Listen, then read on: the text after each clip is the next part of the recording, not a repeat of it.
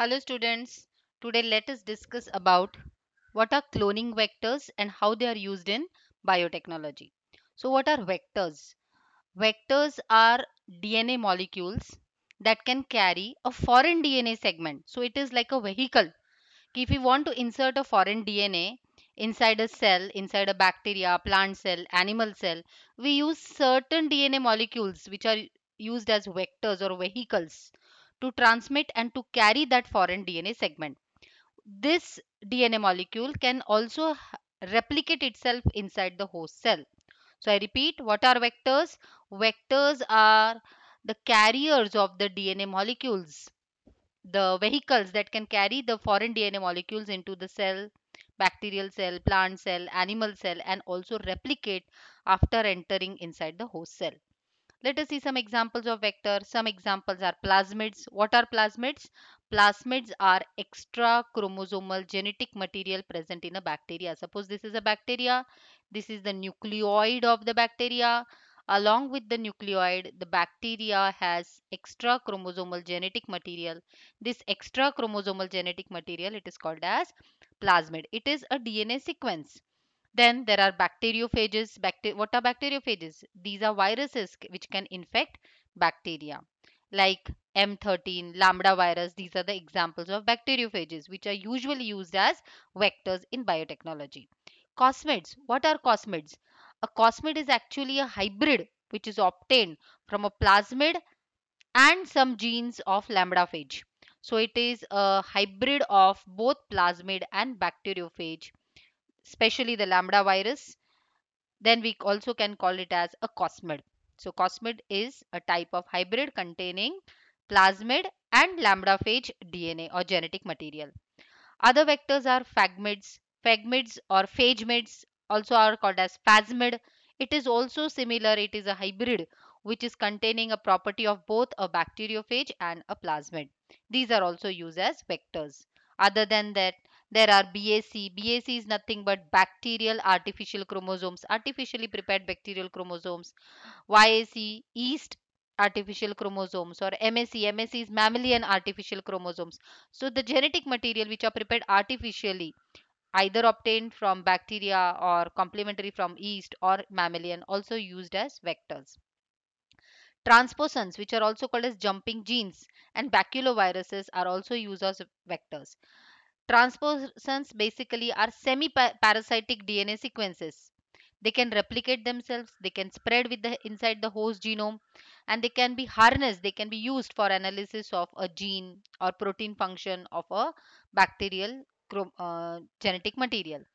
Baculoviruses are basically pathogens which infect the insects. So these baculoviruses which are affecting or infecting the insects also can be used as vectors to transmit the required genes inside the body of the insects.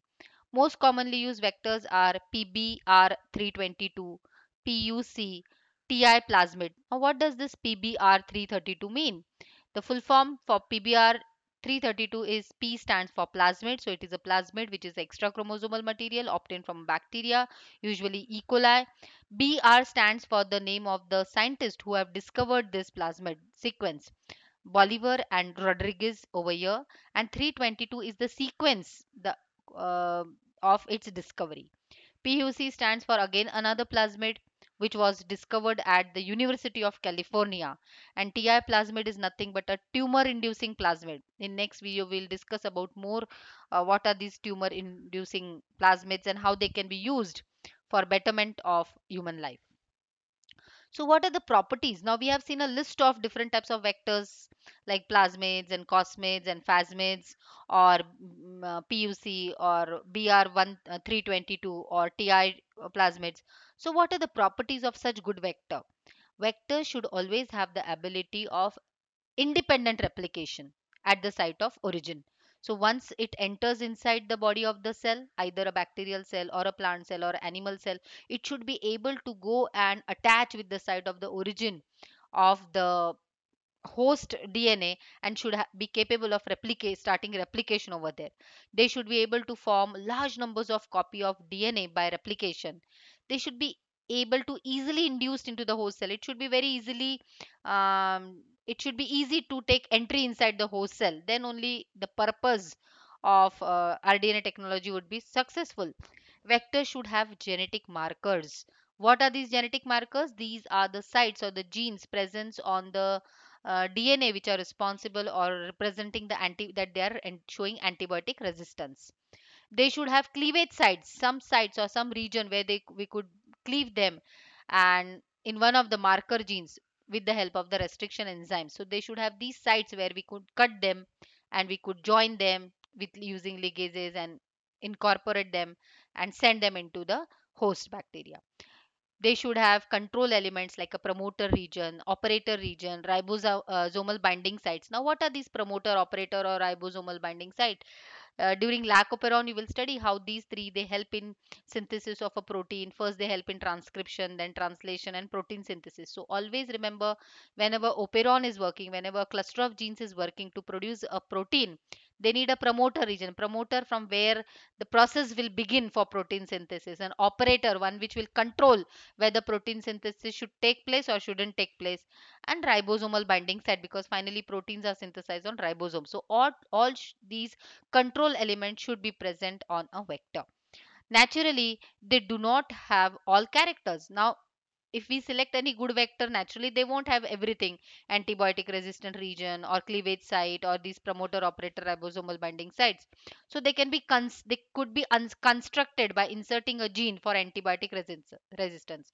Suppose there is a vector which is having promoter operator ribosomal binding site, suppose it is having cleavage site, but it is not having antibiotic resistance, so we should be able to incorporate or put them artificially by inserting that specific gene.